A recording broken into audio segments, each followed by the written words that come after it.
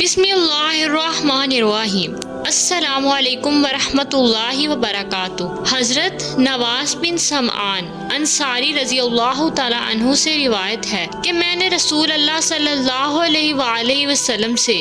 نیکی اور گناہ کے بارے میں پوچھا تو آپ صلی اللہ علیہ وآلہ وسلم نے فرمایا، نیکی اچھے اخلاق کا نام ہے اور گناہ جو تیرے سینے میں کھٹکے اس پر لوگوں کے مطلع ہونے کو ناپسند کرے۔ حضرت سیدہ عائشہ رضی اللہ تعالی عنہا سے روایت ہے کہ رسول اللہ صلی اللہ علیہ وآلہ وسلم نے ارشاد فرمایا،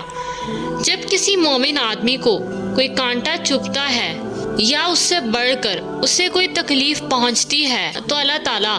اس کے بدلے میں اس کا ایک درجہ بلند فرما دیتا ہے یا اس کا ایک گناہ مٹا دیتا ہے۔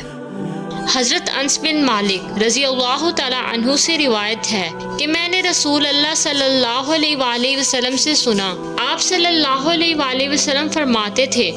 جس آدمی کو یہ بات پسند ہو کہ اس پر اس کا رزق کشادہ کر دیا جائے یا اس کے مرنے کے بعد اس کو یاد رکھا جائے تو اسے چاہیے کہ وہ اپنی رشتہ داری کو جوڑے۔